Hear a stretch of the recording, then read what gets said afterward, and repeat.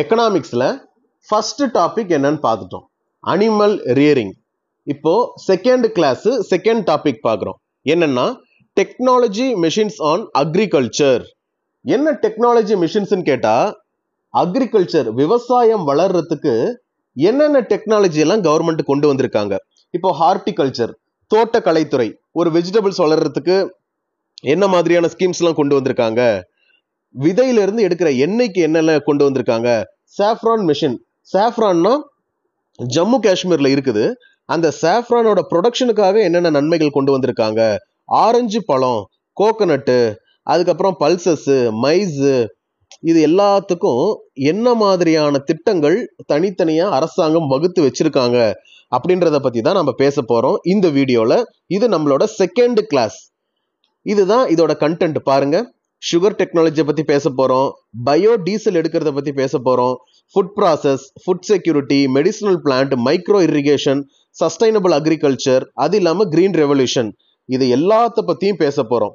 லாஸ்டா mains test series, இதுல இருந்து மெயின்ஸுக்கு என்னென்ன கொஸ்டின் எல்லாம் கேட்டிருக்காங்கன்றத பத்தியும் பேச போறோம். என்னன்னா இது எல்லாத்தையும் இந்த வீடியோல பாத்திரலாம். டெஸ்ட் சீரீஸ் மட்டும் யாருக்குன்னா கிளாஸ்ல ஜாயின் பண்றவங்களுக்கு மட்டும்தான். இதுல இருக்கக்கூடிய எல்லாத்தையுமே நான் கொடுத்துருக்கேன் உங்களுக்கு. நீங்க இதை பார்த்து நோட்ஸ் எடுத்துக்கலாம். இன்னும் டீடைல்டா வேணும், நீங்க சீரியஸா எக்ஸாம் ப்ரிப்பேர் பண்றீங்க அப்படின்னா நீங்க கிளாஸ் ஜாயின் பண்ணிக்கலாம். அதுக்கான நோட்ஸ் உங்களுக்கு ப்ராப்பரா கொடுக்கப்படும். அதுல ரொம்ப டீடைல்டா இருக்கும், உங்களுக்கு புரியக்கூடிய வகையில எளிமையாகவும் இருக்கும். இப்போ நம்ம கிளாஸ்க்குள்ள போலாம். இந்த கிளாஸை எப்படி டிசைன் பண்ணியிருக்கோம் அப்படின்னு கேட்டீங்கன்னா, நீங்க எக்ஸாமை கிளியர் பண்ணிட்டீங்க, ஜாயின் பண்ணி ஒரு 10 நாள் தான் ஆகுது. இந்த 10 நாளுக்குள்ள உங்களுடைய சீனியர் அபிஷியல் என்ன கேட்கிறாருன்னா, அக்ரிகல்ச்சர் ரிலேட்டடா என்னென்ன டெக்னாலஜி மெஷின்ஸ்லாம் இருக்கு, இதை ஒரு ஃபைலா போட்டு என்கிட்ட கொடுப்பான். அவர் உங்ககிட்ட கேட்கிறாரு. இதை எல்லாத்தையும் ப்ராப்பரா அவர்கிட்ட நீங்க கொண்டு போய் கொடுக்கணும். அப்படின்னா இதை எல்லாத்தையும் நீங்க முதல்ல கோ த்ரூ பண்ணணும், ஸ்டடி பண்ணணும். இதை எல்லாத்தையும் நீங்க படிச்சிட்டீங்க அப்படின்னு வச்சுக்கோங்களேன், அவர்கிட்ட கொண்டு போய் சப்மிட் பண்ணிடலாம். சரியா? அப்போ நீங்க அவர்கிட்ட ப்ரொபேஷன்ல இருக்கக்கூடிய பீரியட்ல நல்ல பேர் வாங்கினா மட்டும்தான் அடுத்தடுத்து உங்களுடைய கெரியர் இன்னும் சூப்பரா வளர்ந்துகிட்டே போகும். முதல் கோணல் முற்றிலும் கோணல்னு ஆயிடக்கூடாது. அந்த இடத்துலயே நம்மளுடைய பெர்ஃபார்மன்ஸை சூப்பரா காட்ட ஆரம்பிச்சிடணும். சரியா? உங்ககிட்ட உங்க சீனியர் அபிஷியல் சொல்லிட்டாரு, அக்ரிகல்ச்சர் ரிலேட்டடா ஏதோ டெக்னாலஜி மிஷின் இருக்காமேப்பா. என்ன டெக்னாலஜி மிஷின்னா அதை என்னன்னு பார்த்து ஒரு டாக்குமெண்ட்டா ரெடி பண்ணி நாளை காலையில வரும்பொழுது எனக்கு எல்லாத்தையும் ப்ராப்பரா டாக்குமெண்டா போட்டு சப்மிட் பண்ணப்பா அப்படின்னு சொல்லிட்டா, அதை எல்லாத்தையும் நீங்க முதல்ல ஒரே நாள்ல படிச்சு முடிக்கணும். முடியுமா? முடியும். அதுதான் இந்த கிளாஸ். வாங்க பார்க்கலாம். முதல்ல என்னன்னா டெக்னாலஜி மிஷின்னு கேட்டீங்கன்னா, அக்ரிகல்ச்சர் செக்டாரை ரெஜுவினேட் பண்ணணும். அக்ரிகல்ச்சர் செக்டார் பொதுவா அக்ரிகல்ச்சர் செக்டார்னு சொன்னதுனாலதான் நம்ம வளராமையே இருக்கும். அதனால இந்த முறை ரொம்ப அறிவா கவர்மெண்ட் என்ன பண்றாங்க, அக்ரிகல்ச்சர் செக்டாரை புதுப்பிக்கணும். எந்தெந்த வகையில அப்படின்னா, பழம் காய்கறிகள்லாம் இருக்கு அப்படின்னா அதை தனியா ப்ரமோட் பண்றது, தானியங்கள் இருக்குதுன்னா அதை தனியா ப்ரமோட் பண்றது, பருப்பு வகைகள் இருக்குன்னா அதை தனியா ப்ரமோட் பண்றது, எண்ணெய் விதைகள் இருக்குன்னா அதை தனியா ப்ரமோட் பண்றது, இந்த பூக்கள்லாம் இருக்குன்னா அதை தனியா ப்ரமோட் பண்றது, சாஃப்ரான் குங்குமப்பூன்னு சொல்றாங்க இல்லையா, அதை மட்டுமே ப்ரமோட் பண்றதுக்கு ஒரு சில டெக்னாலஜி மிஷின்ஸ் எல்லாம் கொண்டு வந்திருக்கிறாங்க. இது எல்லாத்தையும் ப்ரமோட் பண்றது. முன்ன அக்ரிகல்ச்சர்னா அக்ரிகல்ச்சர் மட்டும், அக்ரிகல்ச்சர்னா அரிசி கோதுமை, அந்த மாதிரி இல்லாம இது ஒரு ஹோலிஸ்டிக் டெவலப்மெண்டா இருக்கணும் அப்படின்றதுக்காக கொண்டு வரப்பட்டதுதான் இந்த டெக்னாலஜி மிஷின். அப்போ ஒவ்வொரு தனித்தனியா, இப்ப தேங்காய்க்கு தனியா டெக்னாலஜி மிஷின் இருக்கு, சாஃப்ரானா அதுக்கு தனியா டெக்னாலஜி மிஷின் இருக்கு, மஷ்ரூம் அதுக்கு தனியா டெக்னாலஜி மிஷின், பேம்போ மூங்கில் அதுக்கு தனியா டெக்னாலஜி மிஷின் கொண்டு வந்திருக்காங்க. இதெல்லாம் எதுக்காக கொண்டு வந்திருக்காங்கன்னா, தனித்தனியா இருக்கக்கூடிய ஒவ்வொரு பயிருக்கும் டெக்னாலஜியை கொடுக்கணும். முன்ன மாதிரி இல்லாம அதை மெக்கனைஸ்டா மாத்தணும், சயின்டிபிக்கா கொண்டு வரணும். யார் யாரெல்லாம் பயிர் பண்றாங்களோ அவங்களுக்கு சில சப்சிடி கொடுக்கணும், அவங்கள ப்ரமோட் பண்ணணும், சாஃப்ட் லோன்ஸ் கொடுக்கணும், கிரெடிட் லிங்க்டு சப்சிடி, கடன் கொடுக்குறோம் அப்படின்னா மானியத்தோட கொடுக்கணும். அவங்க பாசன முறைகள்ல நம்ம டெக்னாலஜியை கொண்டு போய் புகுத்தணும். அதுதான் இதோடைய நோக்கம். அதுக்காக தான் இதை கொண்டு வந்திருக்காங்க. இப்ப புரிஞ்சிச்சா உங்களுக்கு டெக்னாலஜி மிஷின்னா என்னன்னு சொல்லிட்டு? சரி, அடுத்தது mission for integrated development of horticulture. முதல்ல இதை தான் பார்க்குறோம். ஹார்டிகல்ச்சர் அப்படின்னா என்னன்னா, இது பழ வகைகள், பூ வகைகள், இது சம்பந்தப்பட்டது. சரியா? இதை தான் ஹார்டிகல்ச்சர்னு சொல்கிறாங்க. இதை வந்து 2013 வருஷம் இதை கொண்டு வந்திருக்காங்க. 12வது 5 இயர் பிளான், அதாவது 12th 5 இயர் பிளானில் ஒவ்வொரு வருஷமும் 7.2% growth ரேட் இருக்கணும் அப்படின்றதுக்காக கொண்டு வந்திருக்காங்க. இது வந்து ஒரு சென்ட்ரலி ஸ்பான்சர்டு ஸ்கீம். நல்லா புரிஞ்சுக்கோங்க, சென்ட்ரலி ஸ்பான்சர்டு ஸ்கீம். இதில் 85% வந்து சென்ட்ரல் கவர்மெண்ட் கான்ட்ரிபியூட் பண்ணுறாங்க. 85% சென்ட்ரல் கவர்மெண்ட் கான்ட்ரிபியூட் பண்ணுறாங்க. ஒவ்வொரு ஸ்டேட்டும் 15% கான்ட்ரிபியூட் பண்ணணும். நீங்கள் எந்த ஸ்டேட்டில் வந்து நீங்கள் போஸ்டிங் எடுக்கிறீங்களோ அந்த ஸ்டேட் வந்து கொடுத்துருக்காங்களா சலுகைகள் இல்லையான்னு பாருங்கள். இல்லைன்னா சென்ட்ரல் கவர்மெண்ட் 85% கொடுப்பாங்க, ஸ்டேட் கவர்மெண்ட் 15% கொடுப்பாங்க. ஒருவேளை உங்களை நார்த் ஈஸ்ட் ஸ்டேட்லலாம் உங்களை அப்பாயிண்ட் பண்ணிட்டாங்க அப்படின்னா நார்த் ஈஸ்ட் ஸ்டேட்ஸ்லையும் இந்த ஹிமாலயன் ரேஞ்சஸ்லையும் 100% ஃபண்டு சென்ட்ரல் கவர்மெண்ட்டே அலோகேட் பண்ணுறாங்க. சரியா? எதுக்காக பண்ணுறாங்க அப்படின்னு கேட்டால், இந்த ஹார்டிகல்ச்சரில் என்னென்னலாம் அடங்குது அப்படின்னா fruits, vegetables, root and tuber crops, mushrooms, spices, flowers, aromatic plants, coconut, cashew, cocoa and bamboo, இந்த எல்லா பொருட்களும் அடங்குது. இதில் தான் 85% சென்ட்ரலும் 15% ஸ்டேட்டும் கான்ட்ரிபியூட் பண்ணுறாங்க. இது மட்டும் இல்லாமல் நான் என்னென்ன இப்போ தாவர வகைகள்லாம் சொன்னனோ அதுக்கு எல்லாமே குவாலிட்டியான விதைகள், குவாலிட்டி சீட்ஸை வந்து ப்ரொடியூஸ் பண்ணுறது, அறுவடை பண்ணி முடிச்சதுக்கு அப்புறம் வரக்கூடிய சேதாரங்களை தவிர்க்கிறது, போஸ்ட் ஹார்வெஸ்ட் லாஸஸை குறைக்கிறது. அது மட்டும் இல்லாமல் இந்த எஃப்ஐஜி, எஃபிஓ, எஃப்ஐஜினா ஃபார்மர் இன்ட்ரெஸ்ட் குரூப்பு, எஃபிஓனா ஃபார்மர் ப்ரொடியூசர்ஸ் ஆர்கனைசேஷன், இவங்க எல்லாத்தையும் இதுக்குள்ளே இன்டர்வென்ட் பண்ணுறாங்க. இதுக்குள்ளே இன்டர்வென்ட் பண்ணுறதுனால என்ன, எல்லாத்துக்குமே இந்த விஷயம் இருக்குதுன்னு முதல்ல தெரிய வரும். எல்லாரும் ஒன்றாக இணைந்து இதை இன்னும் பெரிய லெவலுக்கு கொண்டு போவாங்க, விவசாயிகள்லாம் ஒன்றிணைத்துன்னு சொல்கிறாங்க. இன்னொன்று, இந்த MIDH mission for integrated development of horticulture அப்படின்றது நிறைய சப்ஸ்கீம்ஸை உள்ளடக்கியது. இதுக்கு முன்னாடி ஒரு நிறைய 6 ஸ்கீம்ஸ் இருந்தது. அந்த 6 ஸ்கீம்ஸையும் ஒன்றா கன்வெர்ட் பண்ணி ஒரே ஸ்கீமாக கொண்டு வர்றேன் அப்படின்னு ஒரே ஸ்கீமாக கொண்டு வந்திருக்காங்க. என்ன 6 ஸ்கீம்னா, நேஷ்னல் ஹார்டிகல்ச்சர் மிஷன், இது வந்து ஸ்மால் அண்ட் மார்ஜினல் ஃபார்மர்ஸை ஃபோக்கஸ் பண்ணுது. அடுத்தது horticulture mission in north east and Himalayan regions. அடுத்தது நேஷ்னல் பேம்போ மிஷன், மூங்கிலுக்காக மட்டுமே இது கொண்டு வரப்பட்டது. மூங்கிலுக்கு ஏதாவது ஒரு வகையில் நம்ம வேல்யூ அடிஷன் பண்ணணும்னு சொல்கிறாங்க. அடுத்தது நேஷ்னல் ஹார்டிகல்ச்சர் போர்டு. ஹார்டிகல்ச்சர் போர்டுன்றது NHB, இது வந்து இந்த கமர்ஷியல் ஹார்டிகல்ச்சர் ப்ராஜெக்டை இவங்க சப்போர்ட் பண்ணுறாங்க. அடுத்தது கோகனட் டெவலப்மெண்ட் போர்டு, CDBன்னு சொல்கிறாங்க. எதெல்லாம் ஃபீஸபிளான இடமோ அந்த இடத்துலலாம் தென்னந்தோப்பை உருவாக்குறது இவங்களுடைய முக்கிய பணி. தென்னந்தோப்பு இருக்குது அப்படின்னா அதை மெக்கனைஸ்டாக, மாடர்னைஸ்டாக, டெக்னிக்கலாக மாற்றுறாங்க. அடுத்தது சென்ட்ரல் இன்ஸ்டிடியூட் ஆஃப் ஹார்டிகல்ச்சர், CIHன்னு சொல்கிறாங்க. இது வந்து நார்த் ஈஸ்டர்ன் ஸ்டேட்ஸில் தான் ஸ்பெஷலாக ஃபோக்கஸ் பண்ணிக்கிட்டு இருக்காங்க. மேலே சொன்ன எல்லாத்துலேயும் குறிப்பாக நேஷ்னல் பேம்போ மிஷன் அப்படின்றது இது 14th ஃபினான்ஸ் கமிஷன் அப்ரூவ் பண்ணியிருக்காங்க. இதுக்கு அதிகப்படியான பணத்தை செலவு பண்ணியிருக்கிறாங்க. மொத்தமாக 1290 கோடி. இதில் சென்ட்ரல் கவர்மெண்ட் கொடுத்தது மட்டும் 950 கோடி. எதுக்காக அப்படின்னா, மூங்கில் வளர்க்குறோம் அப்படின்னா மூங்கில் வந்து அதிகப்படியான லாபத்தை கொடுக்குது ஒன்று. அதே போல் நம்ம மற்ற கிராப்ஸ் எல்லாம் வளர்க்குறோம் அப்படின்னா கிளைமேட்டை வந்து பார்க்கணும். இந்த கிளைமேட்டுக்கு இது வரும், இந்த கிளைமேட்டுக்கு அது வராதுன்னுலாம் சொல்லி இருக்கு. ஆனால் மூங்கிலை பொறுத்த வரைக்கும் எங்கே விதைச்சாலுமே வரும். அதே போல் கிளைமேட் ரெசிலியன்ட், அது இந்த கிளைமேட்டுக்கு வந்து வராமல் போயிடும், அந்த கிளைமேட்டுக்கு நல்லா வரும் அப்படிலாம் கிடையாது. அது எல்லா டைமுக்கும் ஒரே மாதிரி இருக்கும். போஸ்ட் ஹார்வெஸ்ட் மேனேஜ்மெண்ட் பண்ணுறது இது வந்து கொஞ்சம் ஈஸி. அதே போல் இதை மற்ற எல்லா பொருட்களையும் விட இது வந்து சீக்கிரம் கெட்டு போகிற தன்மையும் கிடையாது. இதில் வேல்யூ ஆடட் ப்ராடக்ட்ஸ் ரொம்ப அதிகமாக செய்யலாம். இந்தியாவில் இருக்கக்கூடிய இந்த மூங்கில் துறை, பேம்போ இண்டஸ்ட்ரியை நம்ம அதிகப்படுத்தணும் அப்படின்னா இது ஒரு கெப்பாசிட்டி பில்டிங்காக இருக்கும். நிறைய பேருக்கு இதில் எம்ப்ளாய்மெண்ட்டும் ஜென்ரேட் பண்ணலாம் அப்படின்னு சொல்கிறாங்க. அந்த காரணத்துக்காக நேஷ்னல் பேம்போ மிஷனுக்கு மட்டும் கொஞ்சம் எக்ஸ்ட்ராவாகவே கேர் கொடுக்குறாங்க. இதை தவிர இந்த MIDHல என்னென்ன இருக்குன்னா, vegetable initiative for urban clusters. ஒருத்தவங்க வந்து சிட்டியில் இருக்காங்க அப்படின்னா அவங்களுக்கு ப்ராப்பராக வெஜிடபிள்ஸ் போய் சேர்றதுக்கு ஒரு இடத்துல ஃபார்மிங் நடத்துகிறாங்க, அதுக்கு இவங்க சப்போர்ட் பண்ணுறாங்க. அது இல்லாமல் சஸ்டைனபிள் அக்ரிகல்ச்சர், இந்த சாஃப்ரான் மிஷின், இது எல்லாத்தையும் நம்ம பின்னாடி டீட்டெயில்டாக பார்ப்போம். நான் சொன்ன இது எல்லாத்தையுமே MIDH ஃபோக்கஸ் பண்ணிக்கிட்டு வர்றாங்க. சரியா? அடுத்தது national mission on agricultural extension and technology, NMAETன்னு சொல்கிறாங்க. இது 2014 வருஷம் அனௌன்ஸ் பண்ணியிருக்காங்க 12th பிளான் பீரியட்ல. என்னென்னு கேட்டிங்கன்னா நிறைய சப்மிஷன்ஸ்லாம் இருக்கு இந்த அக்ரிகல்ச்சர் எக்ஸ்டென்ஷன் டெக்னாலஜிக்கு. இதை எல்லாத்தையும் ஒன்னா சேர்த்து ஒரே ஸ்கீமா கொண்டு வந்தது தான் இந்த NMAETன்னு சொல்றாங்க. அந்த 4 ஸ்கீம் என்னென்னு கேட்டா சப்மிஷன் ஆன் அக்ரிகல்ச்சர் எக்ஸ்டென்ஷன் SMAEன்னு சொல்றாங்க. என்னன்னா அக்ரிகல்ச்சர் மற்றும் அதை சார்ந்த துறைக்கு அப்ராப்ரியேட் டெக்னாலஜி, சரியான டெக்னாலஜியை கொண்டு வந்து கொடுக்கறது. இந்த டெக்னாலஜி எல்லாம் யூஸ் பண்ணணும்னா அதுக்கு நல்ல தெரிந்த ஆள் ஒருத்தர் வேணும்.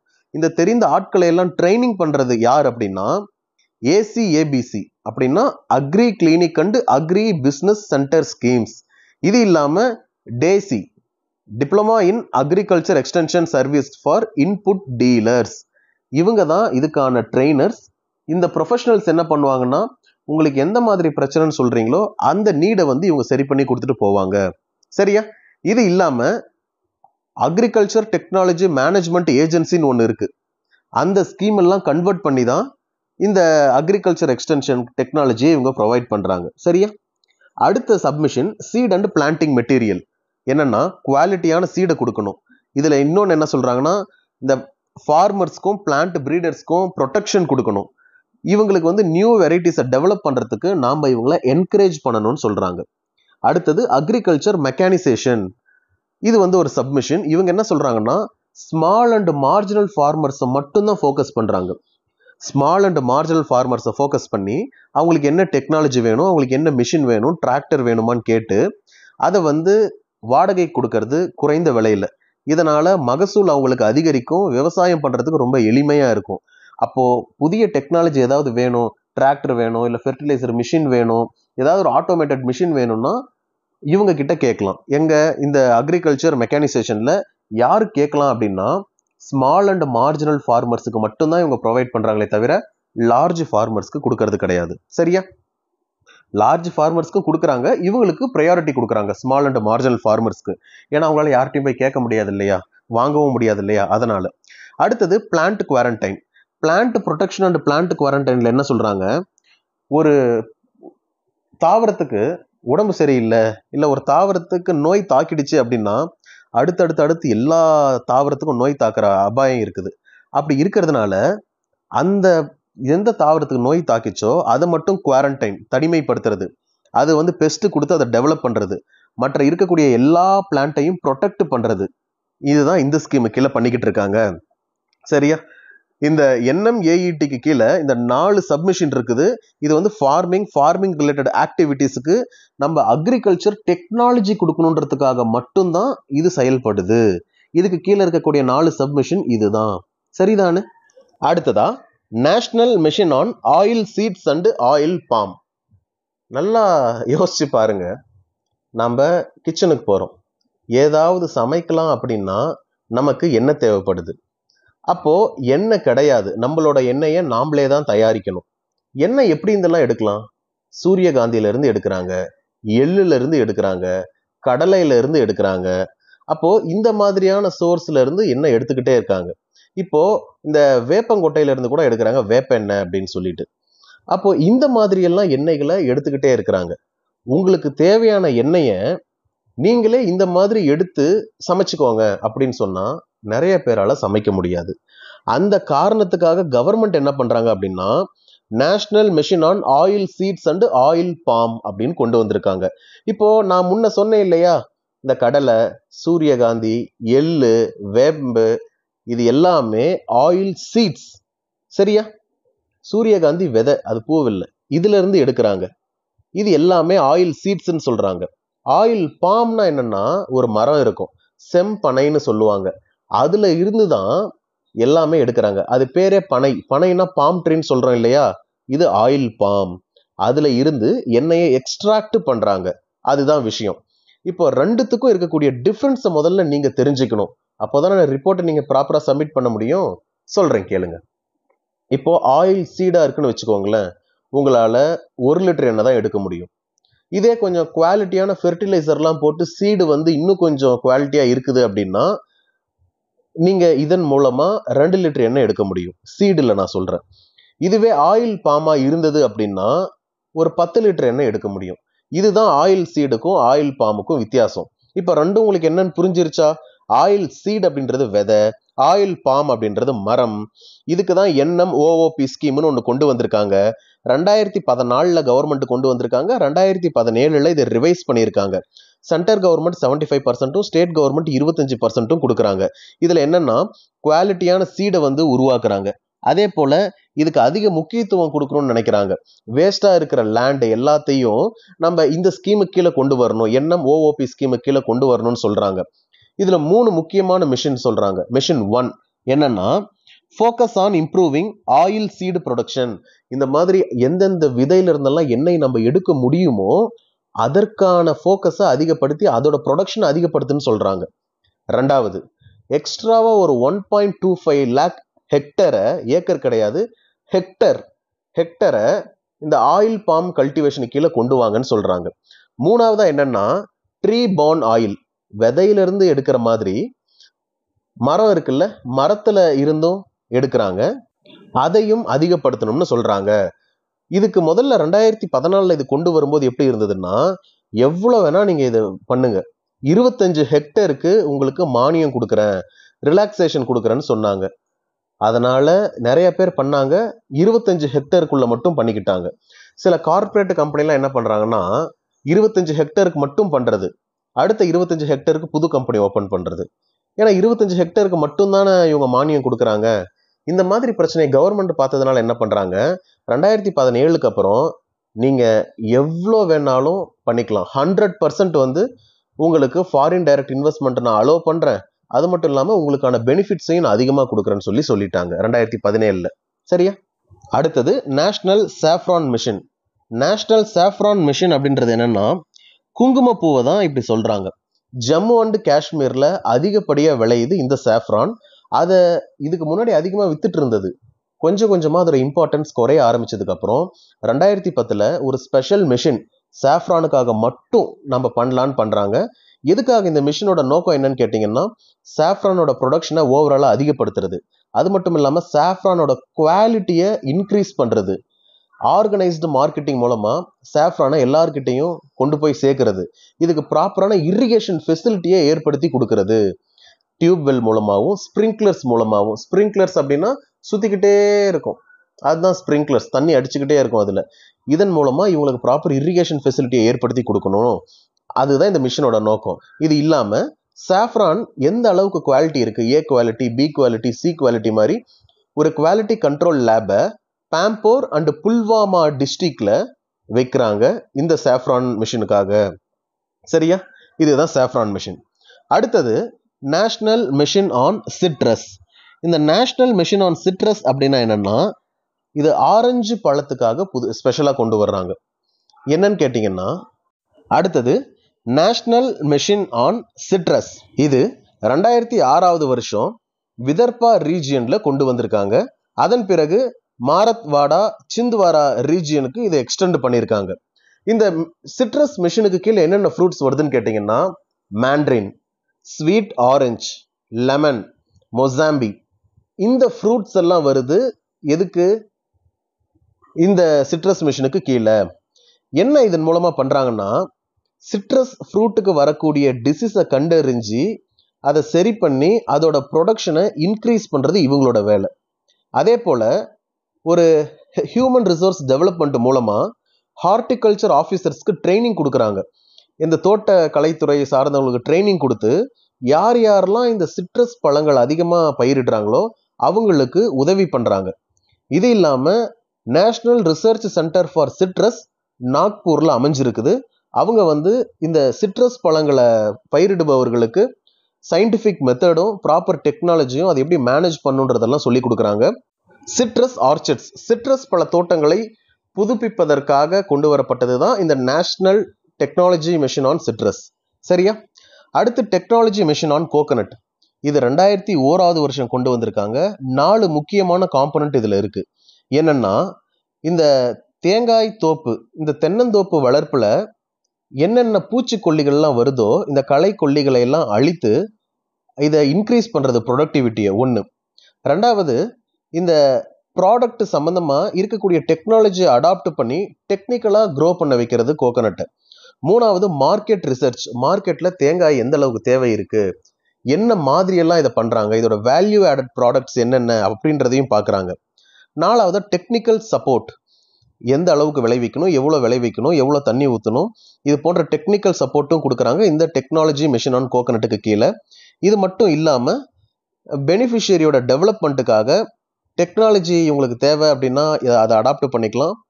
இப்போ மார்க்கெட்டில் எந்த அளவுக்கு டிமாண்ட் இருக்கு அப்படின்றதையும் நாம் இவங்க கிட்ட கேட்டு அதற்கேற்றது போல நம்மளுடைய தேங்காய்களை வித்துக்கலாம், பயிரிட்டுக்கலாம் அப்படின்னு சொல்றாங்க. சரிதானே? அடுத்தது TMOPன்னு சொல்றாங்க, technology mission on oil seeds, pulses and maize. இதுல technology mission on oil seeds அப்படின்றது 1986 வந்துருச்சு. அதுக்கப்புறம் தான் பல்ஸ் அண்ட் மெய்ஸ் எல்லாத்தையும் கொண்டு வர்றாங்க. நம்ம இப்போ முன்ன பார்த்தோம் இல்லையா, TMOPன்னு mission on oil seeds, pulses and maizes. இதுக்கு கீழே என்னென்ன இருக்குன்னா ஆயில் சீட்ஸ் ப்ரொடக்ஷன் ப்ரோக்ராம் OPPன்னு சொல்றாங்க, national pulses development programme NPDP, அடுத்து accelerated maize development programme AMDP, அடுத்து போஸ்ட் ஹார்வெஸ்ட் டெக்னாலஜி PHT, அடுத்து oil palm development programme OPDP, அடுத்து national seeds and vegetable oils development board NOVOD.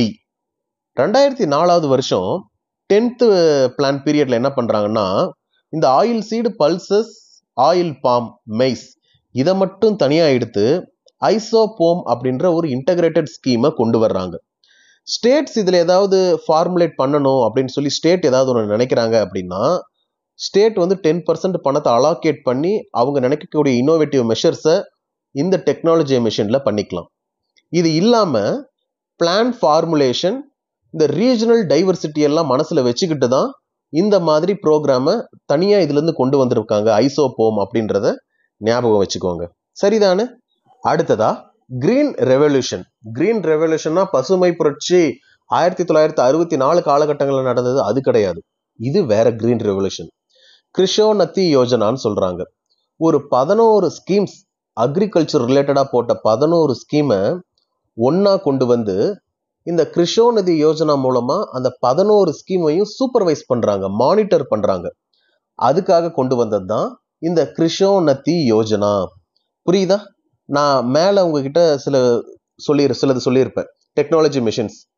இது இல்லாம மற்றது இதையெல்லாம் சேர்த்து ப்ராப்பரா மானிட்டர் பண்றதுக்காக கொண்டு வரப்பட்டது தான் இந்த கிருஷோநதி யோஜனா. 11 ஸ்கீம்ஸ் ஒன்னா சேர்த்திருக்காங்க. என்னென்னு சொல்றேன் கேளுங்க.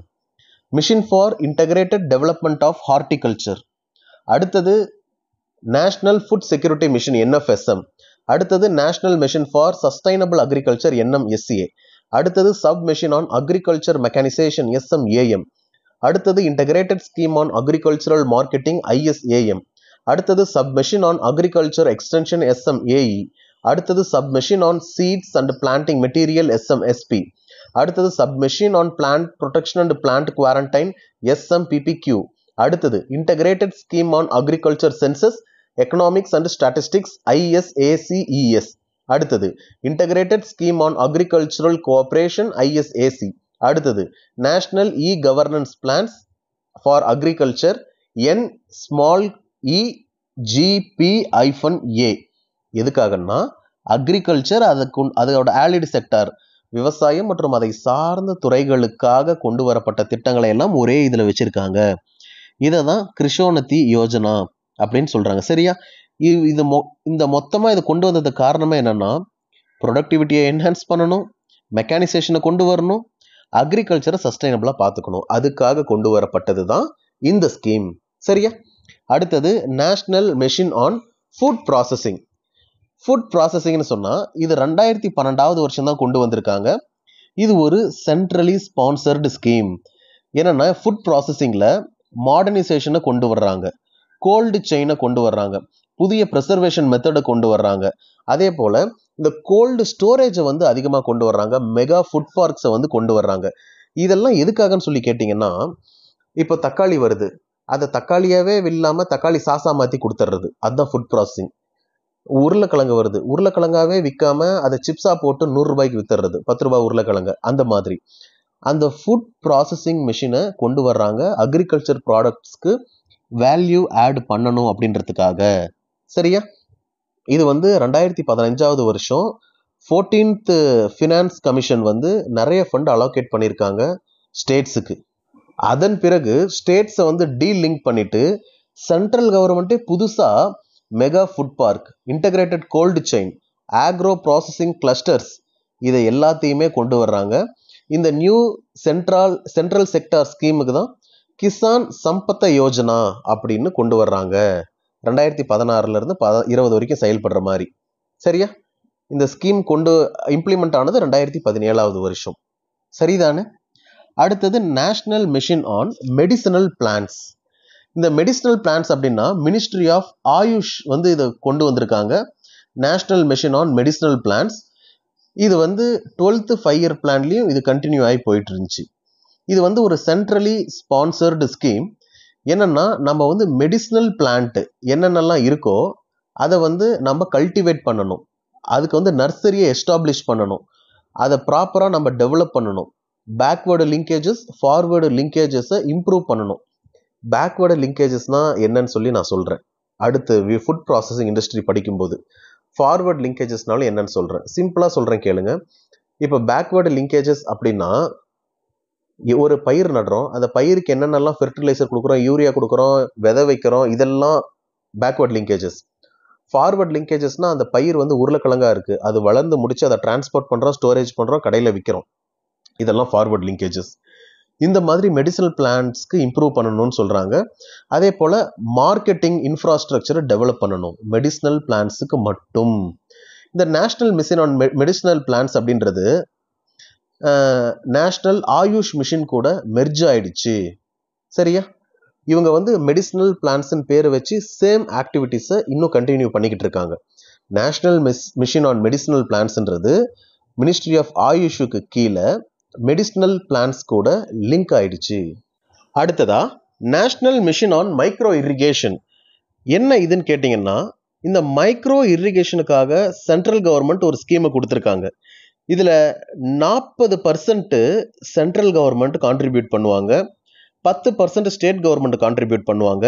மீதி இருக்கக்கூடிய 50% யார் விவசாயியோ அவர் கான்ட்ரிபியூட் பண்ணணும்.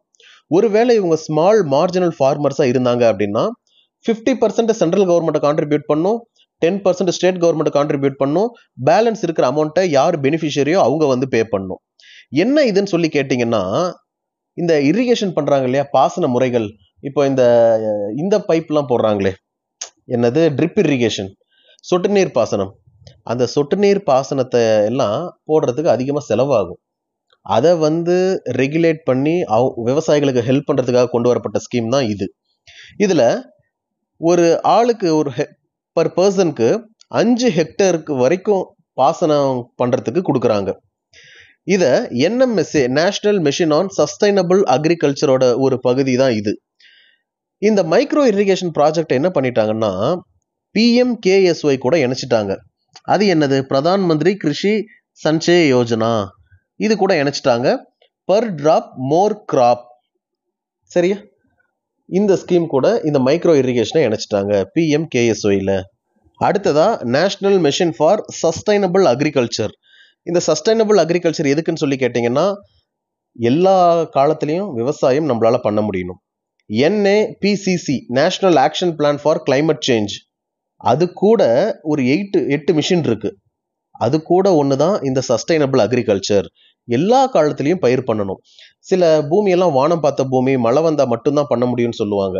அதையும் நம்ம அக்ரிகல்ச்சராக மாற்றணும், எல்லா காலத்துக்கும் பண்ண முடிகிற மாதிரி. இந்த ரெயின்ஃபெட் பிளேசஸை இரிகேஷன் வசதி அவங்களுக்கு கொடுக்கணும். வாட்டர் மேனேஜ்மெண்ட்டை பார்க்கணும். சாயில் ஹெல்த்தை வந்து ஃபோக்கஸ் பண்ணணும். இதனால இருக்கக்கூடிய எல்லா இடத்துலையும் சஸ்டைனபிள் அக்ரிகல்ச்சரை டெவலப் பண்ணணும் அப்படின்னு சொல்கிறாங்க. சஸ்டைனபிள் அக்ரிகல்ச்சர்ன்றது இந்த காலத்தில் தான் விவசாயம் பண்ணுவேன், அந்த காலத்தில் தான் விவசாயம் பண்ணுவேன் அப்படியெல்லாம் இல்லாமல் வருடம் 365 நாளும் ஏதாவது ஒரு பயிர் பண்ணுறதுக்கு என்ன விதமான வழியோ தொடர்ந்து ஒவ்வொரு வருஷமும் இதை பண்ணிக்கிட்டே இருக்கணும், நிற்காம. இதை ஃபோக்கஸ் பண்ணுறது தான் இவங்க. இது national action plan for climate சேஞ்சோட ஒரு பகுதி தான் இந்த சஸ்டைனபிள் அக்ரிகல்ச்சர். சரியா? இது கீழே பார்த்தீங்கன்னா ரெலவன்ஸ் ஃபார் UPSCன்னு இருக்கு. UPSC ரிலேட்டடாக என்னென்ன relevance? Economic growth, sustainability, zero hunger, affordable clean energy produce பண்ணுறது, technological advancement, employment generation, policy integration, இது எல்லாமே இருக்குது. இதுதான் முக்கியமான பிளான்ஸ். எதுக்குன்னா இந்த நேஷனல் டெக்னாலஜி மிஷன்ஸ் கீழே. இது இல்லாமல் இன்னும் ஒரு சிலது இருக்குது முக்கியமானது, அதையும் பார்த்துருவோம். அடுத்ததா ஜூட் டெக்னாலஜி மிஷன். இந்த jute technology mission 11th plan பீரியட்ல கொண்டு வர்றாங்க. எதுக்காகன்னா ஜூட் இண்டஸ்ட்ரியை டெவலப் பண்ணுன்றதுக்காக. 4 முக்கியமான மிஷின் இருக்கு இதுல. Mini mission jute technology mission head பண்ணுது. இது கீழே 4 மினி மிஷின்ஸ் இருக்கு. ஒன்று வந்து என்னன்னா ஃபர்ஸ்ட் மிஷன் ஈல்ட் அண்ட் குவாலிட்டியை இன்க்ரீஸ் பண்றதுக்காக. இது வந்து மினிஸ்ட்ரி ஆஃப் அக்ரிகல்ச்சர் டிபார்ட்மெண்ட் கீழே இருக்கு. மிஷன் 2 என்னன்னா டெக்னாலஜியை வந்து கொண்டு வர்றது jute production and post harvest. இதுல டெக்னாலஜியை கொண்டு வர்றாங்க, அதாவது அறுவடை பண்ணதுக்கு அப்புறம். இதுவும் மினிஸ்ட்ரி ஆஃப் அக்ரிகல்ச்சர் கீழே தான் இருக்கு. மூணாவதா என்னன்னா மார்க்கெட் லிங்கேஜ். என்னென்ன ஜூட் க்ரோயிங் ஸ்டேட்ஸ் இருக்கோ இவங்க எல்லாத்தையும் ஒன்னா இணைக்கிறது. இது எது கீழே வருதுன்னா மினிஸ்ட்ரி ஆஃப் டெக்ஸ்டைல்ஸ் கீழே வருது. அடுத்தது ஜூட் இண்டஸ்ட்ரியை மாடர்னைஸ் பண்ணணும், ஸ்கில் அப்கிரேட் பண்ணணும்னு சொல்றாங்க. மார்க்கெட்ல ப்ரமோட் பண்ணணும் ஜூட்டை. இதுவும் எதுல வருதுன்னா மினிஸ்ட்ரி ஆஃப் டெக்ஸ்டைல்ஸ் கீழே தான் வருது. மினிமம் சப்போர்ட் பிரைஸ் ஜூட்டுக்கு ஃபிக்ஸ் பண்ணணும்னு சொல்றாங்க. ஜூட் கார்பரேஷன் ஆஃப் இந்தியான்னு ஒன்று அமைச்சிருக்கிறாங்க. அவங்க தான் இந்த ஜூட் ரிலேட்டடான விஷயங்கள்லாம் பார்க்குறாங்க. வெஸ்ட் பெங்கால், பீகார், அசாம் இது 3 தான் மேஜரான ஜூட் ப்ரொடியூசிங் ஸ்டேட்ஸ். எதுக்காக இந்த ஜூட் மிஷின் கொண்டு வந்திருக்காங்கன்னா வேல்யூ ஆடட் ப்ராடக்டை ஆட் பண்ணுறோம். அது மட்டும் இல்லாமல் இதை எக்ஸ்போர்ட் பண்ணுற அளவுக்கு ஜூட்டை வந்து நம்ம கொண்டு போகிறோம். இந்த மிஷினுக்காக தான் இதை கொண்டு வந்திருக்காங்க. இதுதான் jute technology mission. Technology mission on cotton என்னன்னா இது 2000வது வருஷம் கொண்டு வந்திருக்காங்க. காட்டன் வெரைட்டிஸை டெவலப் பண்ணணும், இந்த காட்டன் சீட்ஸை இம்ப்ரூவ் பண்ணணும், வாட்டர் நியூட்ரிஷியன்ட்டு ஒன்றா சேர்த்தணும். எதுக்கு? இந்த காட்டனுக்கு. அதே போல் பெஸ்ட் மேனேஜ்மெண்ட், எந்த விதமான பூச்சியும் தாக்காமல் பார்த்துக்கணும். இதுக்காக கொண்டு வரப்பட்டது தான் இந்த காட்டன் டெக்னாலஜி மிஷின். இதில் முக்கியமாக இவங்க சொல்ல வர்றது என்ன அப்படின்னா இந்த காட்டனை வந்து ப்ராசஸ் பண்ணும் பொழுது ரொம்ப குவாலிட்டியாக இருக்கணும்னு சொல்லுவாங்க. அந்த பருத்தி கொட்டையிலேருந்து அந்த பருத்தியை பிச்சு எடுக்கும் பொழுது என்ன ஆகும் அப்படின்னா நல்லது கெட்டது இது கூட தூசி திரும்ப எல்லாமே சேர்ந்துடும். அது எதுவும் இல்லாமல் குவாலிட்டியான காட்டனை நம்ம ப்ரொடியூஸ் பண்ணணும்னு சொல்கிறாங்க. அதே போல் காட்டனை கல்டிவேட் பண்ணுறது ரொம்ப கஷ்டம். அந்த கல்டிவேட்டிங் காஸ்ட்டை வந்து டெக்னாலஜியின் மூலம் குறைக்கணும். அதெல்லாம் என்ன பண்ணுவாங்கன்னா அந்த பருத்தி கொட்டையை பிடுங்கிட்டு வந்து கையில் தான் உரிச்சு இது பண்ணுவாங்க. அதுக்குள்ளே என்ன இருக்குது? பருத்தியை பிரித்து கொட்டையை தனியாக பஞ்சு தனியாக பிரித்து வைக்கிறது. இப்போது அது எதுவும் இல்லாமல் டெக்னாலஜி இதில் இன்டியூஸ் பண்ணணும்னு சொல்கிறாங்க. 4 சப்மிஷின் இதுக்கு கீழே கொண்டு வந்தாங்க. 3rd 4th இப்போ கிடையாது. டிசம்பர் 2010 இதை டெர்மினேட் பண்ணிட்டாங்க. இப்போ இருக்கிறது 2 தான் இருக்குது. நான் 4த்தையும் சொல்கிறேன், நீங்கள் என்னன்னு கேளுங்க. மிஷன் 1 வந்து என்னென்னா காட்டன் ரிசர்ச் அண்ட் டெக்னாலஜி டெவலப்மெண்ட்டை கொண்டு வர்றது. மிஷன் 2 என்ன அப்படின்னா transfer of technology and development. அதாவது இந்த போஸ்ட் ஹார்வெஸ்ட்டில் சொன்னேன் இல்லையா, இந்த பருத்தி கொட்டையை பிடுங்கி அதை கையில் உரிப்பாங்கன்னு, அது எதுவும் இல்லாமல் இதில் டெக்னாலஜியை கொண்டு வரணும்னு சொல்கிறாங்க. ஆனால் இப்போ இந்த மிஷன் 2 என்ன ஆயிடுச்சு அப்படின்னா இன்னொரு மிஷின் கூட கோஆப்ரேட் ஆயிடுச்சு. National food security mission commercial crops இதுக்கு கூட போயிடுச்சு. மேஜர் காட்டன் க்ரோயிங் ஸ்டேட்ஸ் இதை தான் ஃபாலோ பண்ணிக்கிட்டு இருக்காங்க. மிஷன் 3 and 4 இப்போ இல்லை, இருந்தாலும் என்னன்னு சொல்கிறேன். என்னன்னா இந்த பருத்தியை வந்து மார்க்கெட்டுக்கு கொடுத்து புதுசாக கின்னிங் ஃபேக்ட்ரியை செட் பண்ணி பருத்தியை ஆடையாக மாத்திரதா இருந்தது. இந்த மிஷன் 3 and 4 கவர்மெண்ட் வந்து ட்ராப் பண்ணிட்டாங்க 2010. சரியா? அடுத்தது சுகர் டெக்னாலஜி மிஷின். இந்த சுகர் டெக்னாலஜி மிஷின் வந்து எதுக்காக கொண்டு வர்றாங்கன்னா 1994வது வருஷம் கொண்டு வர்றாங்க. இந்தியன் சுகர் இண்டஸ்ட்ரியை இம்ப்ரூவ் பண்ணணும் அப்படின்றதுக்காக. இது வந்து ஒரு joint initiative. Directorate of sugar and edible oils, directorate of sugar and edible ஆயில்ஸும் டிபார்ட்மெண்ட் ஆஃப் சயின்ஸ் அண்ட் டெக்னாலஜியும் 2 பேரும் ஒன்னா சேர்ந்து தான் இந்த சுகர் டெக்னாலஜி மிஷினை கொண்டு வந்திருக்காங்க. எதுக்காக அப்படின்னா என்விரான்மெண்ட் ஃப்ரெண்ட்லியாக இருக்கணும், அதே போல் காஸ்ட் எஃபெக்டிவாக இருக்கணும். இந்த சுகர் வந்து நம்ம பண்ணும் பொழுது இன்னொன்று எனர்ஜி சேவிங்காக இருக்கணும். இதுக்காக தான் இந்த மிஷினை கொண்டு வர்றாங்க. ஃபினான்ஷியல் சப்போர்ட் கொடுக்குறாங்க. புதுசாக ஒரு டெக்னாலஜி சுகருக்கு வந்து நீங்கள் பண்ணுறீங்கன்னா அதுக்கு வந்து ஃபினான்ஷியல் சப்போர்ட் கவர்மெண்ட்டே பண்ணுறாங்க. சக்ஸஸ்ஃபுல்லாக இது வந்து கமர்ஷியலைஸும் பண்ணுறாங்க. சக்ஸஸ்ஃபுல்லாக கமர்ஷியலோ பண்ணுறாங்க. எப்படி? இதுக்கு வந்து கரும்பு பயிரிடுறாங்க, கரும்பு பயிரிட்டு அதன் மூலமாக சர்க்கரை எடுக்கிறாங்க. இதுக்காக என்ன மிஷினரி தேவைப்படுதோ, பிளானட்ரி, கீர் பாக்ஸு, இல்லை லோ ப்ரெஷர் எக்ஸ்ட்ராக்ஷன் மிஷினு, இது எல்லாத்தையுமே கவர்மெண்ட் ப்ரொவைட் பண்ணுறாங்க அப்படின்னு சொல்கிறாங்க. இதனால் எதுக்காக கொண்டு வராங்கன்னா, சுகர் ப்ரொடக்ஷனோட காஸ்ட்டை ரொம்ப கம்மி பண்ணுறாங்க. சரியா? அதுக்காக கொண்டு வரப்படுறது தான் இது. National mission on biodiesel. Biodiesel இது என்னன்னு கேட்டிங்கன்னா, ஒரு சில விதைகள்லாம் இருக்கும். அந்த விதைகளை நம்மளால சாப்பிட முடியாது, அதாவது நான் எடிபிளாக இருக்கும். அதோட பேர் என்னன்னா ஜட்ரோஃபா சீட்ஸ்ன்னு சொல்லுவாங்க, ரத்தன்ஜோட் சீட்ஸ், போன்ஜாமியா சீட்ஸ், கராஞ்சி சீட்ஸ். இந்த மாதிரியான விதைகளை எல்லாம் எடுத்து, எப்படி ஒரு சில விதைகள்ல இருந்து நமக்கு சாப்பிடக்கூடிய எண்ணெய் வருதோ, இதையெல்லாம் நம்ம உருக்குறோம் அப்படின்னா நமக்கு பயோடீசல் கிடைக்கும். நம்ம டீசலுக்காக வெளிநாடுகள் கிட்ட கையேந்தி நிற்க வேண்டிய அவசியம் கிடையாது. நம்ம இதுலேயே நம்ம எடுத்துக்கலாம். இதுதான் பயோடீசல்னு சொல்றாங்க. 2009 வருஷம் இந்த மிஷினை கொண்டு வர்றாங்க. மினிஸ்ட்ரி ஆஃப் லேண்ட் ரிசோர்ஸ் வந்து இதை பொறுப்பேற்றுக்கிறாங்க. இதோட நோடல் ஏஜென்சி யாருன்னா மினிஸ்ட்ரி ஆஃப் ரூரல் டெவலப்மெண்ட். சரியா? மினிஸ்ட்ரி ஆஃப் ரூரல் டெவலப்மெண்ட்ல டிபார்ட்மெண்ட் ஆஃப் லேண்ட் ரிசோர்ஸ் கீழே இது பண்றாங்க. இந்த மிஷின்ல மொத்தம் 2 ஃபேஸஸ் இருக்கு. ஃபர்ஸ்ட் ஃபேஸ் என்னன்னு கேட்டீங்கன்னா டெமான்ஸ்ட்ரேஷன் ப்ராஜெக்ட் ஃபேஸ். ஃபேஸ் 2 என்னன்னு கேட்டீங்கன்னா self sustaining expansion of biodiesel programme. முதல்ல நம்ம விளைவிச்சு பார்க்கலாம் அப்படின்னு டெமான்ஸ்ட்ரேட் பண்ணி பார்க்கலான்னு 2006-07 கட்டங்களில் பண்றாங்க. இது ஒரு சென்ட்ரலி ஸ்பான்சர்டு ஸ்கீம், ஸ்டேட் கவர்மெண்டால இம்ப்ளிமெண்ட் பண்ணப்படுது. இந்த வேஸ்ட் லேண்ட் இதெல்லாம் இருக்குது இல்லைங்களா, இதுல 3 லட்சம் ஹெக்டேர்ல ஜெட்ரோஃபா, ரத்தன்ஜோட், பொஞ்சாமியா, கராஞ்சி இந்த சீட்ஸ் எல்லாம் விளைவிக்கிறாங்க.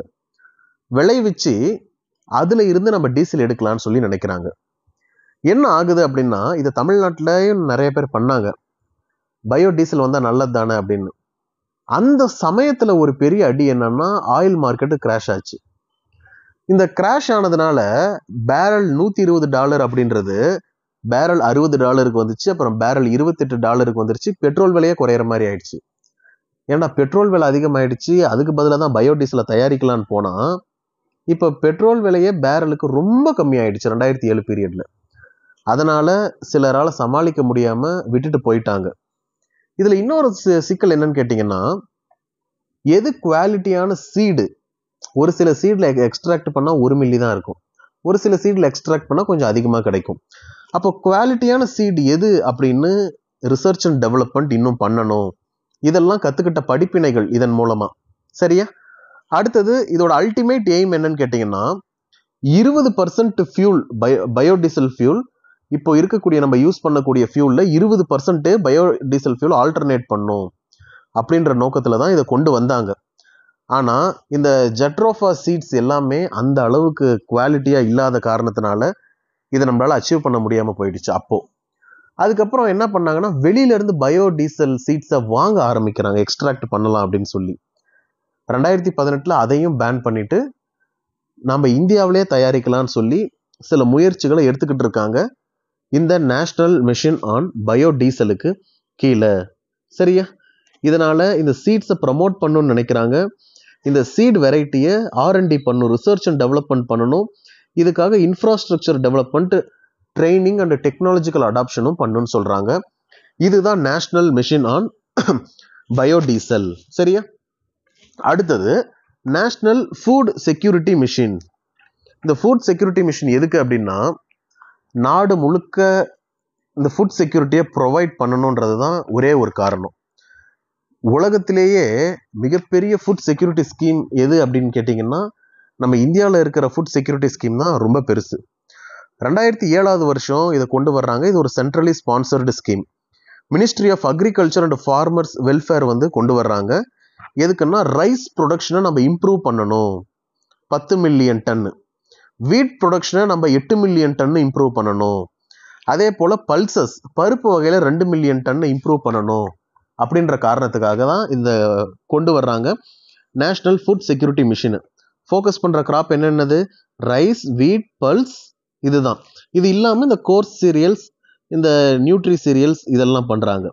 இதுக்காக இவங்க என்ன பண்ணுறாங்கன்னா ஹை ஈல்டிங் கிராப் வெரைட்டிஸை புதுசாக புகுத்துறாங்க.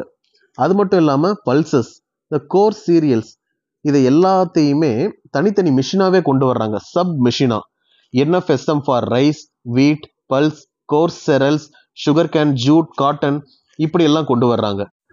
இது மட்டும் இல்லாமல் புதுசாக கிட் பேக் கொடுக்கறது. கிட் பேக் அப்படின்னா அவங்களுக்கு ஒரு கிட் மாதிரி விவசாயிகளுக்கு அந்த பிளான்ட்டை ப்ரொடெக்ட் பண்ணுறதுக்கு ஃபெர்டிலைசர், யூரியா அதெல்லாம் இருக்கிற மாதிரி ப்ராப்பர் ட்ரைனிங் கொடுக்குறாங்க. பிஃபோர் த செஷன் என்ன பண்ணணும், அந்த ஆஃப்டர் த செஷன், அதாவது விதைக்கிறதுக்கு முன்னாடி, விதைச்சதுக்கு அப்புறம் 4 செஷனுக்கு ட்ரைனிங் கொடுக்குறாங்க. என்னென்ன சீசன்ஸ்க்கு என்ன விதைக்கணும்னு ட்ரைனிங் கொடுக்குறாங்க. ஒரு பயோ ஏஜென்ட் லேபு, பல்ஸை எப்படி க்ரோ பண்ணணும், எந்த கண்டிஷனில் இருக்கணும், பயோ ஃபெர்டிலைசர்னா என்ன, எல்லாத்தையும் இவங்களுக்கு சொல்லித்தர்றாங்க. இதுதான் நேஷ்னல் ஃபுட் செக்யூரிட்டி மிஷன். சரியா? சரி, இப்போ உங்களுக்கு எல்லாமே ப்ராப்பராக தெரிஞ்சிடுச்சு. கவர்மெண்ட் என்னென்ன ஸ்கீம்ஸ் கொண்டு வந்தாங்க, அக்ரிகல்ச்சரை டெவலப் பண்ணுறதுக்காக என்னென்ன மெஷின்ஸ் இருக்குன்னு எல்லாமே உங்களுக்கு தெரிஞ்சிடுச்சு. இப்போ நீங்கள் ஒரு ரிப்போர்ட்டை ரொம்ப சூப்பராக சப்மிட் பண்ணலாம், ரொம்ப அழகாக ரெடி பண்ணலாம். இப்போ இது உங்களுக்கும் தெரிஞ்சிடுச்சு. இதை நீங்கள் எக்ஸாம் பாயிண்ட் ஆஃப் வியூவில் படிக்கிறதுக்கு பதிலாக நீங்கள் வேலையில் இருக்கிற மாதிரி நினச்சிக்கிட்டு படித்தா மட்டும்தான் உங்கள் மனசில் இருக்கும், நீங்கள் சீக்கிரம் கிளியரும் பண்ண முடியும். நம்ம இந்த அக்ரிகல்ச்சர் டாபிக் 10 டாபிக் முடித்த உடனே அக்ரிகல்ச்சரில் ஒரு எக்ஸாம் இருக்குது, UPSC ஸ்டாண்டர்ட்லேயே கொஷின் பேப்பரோட, அதையும் நம்ம எழுதி பார்த்துருவோம். சரிதானே? நீங்கள் கிளாஸ் ஜாயின் பண்ணிக்கோங்க. சீரியஸாக படிக்கிறீங்க அப்படின்னா நம்ம தொடர்ந்து படிப்போம். நல்லா படிங்க, நிச்சயமாக நீங்கள் இந்த வருஷம் கிளியர் பண்ணிடுவீங்க. கிளாஸ் சேர்ந்தவங்க சேராதவங்க யாராக இருந்தாலும் உங்களுக்கு என்ன சந்தேகங்களாக இருந்தாலும் நீங்கள் கேளுங்க. உங்களுக்கு ஹெல்ப் பண்ணுறதுல நான் ரொம்ப சந்தோஷப்படுறேன். நன்றி, வணக்கம். அடுத்தது நம்ம வேற ஒரு டாப்பிக்கில் சந்திப்போம்.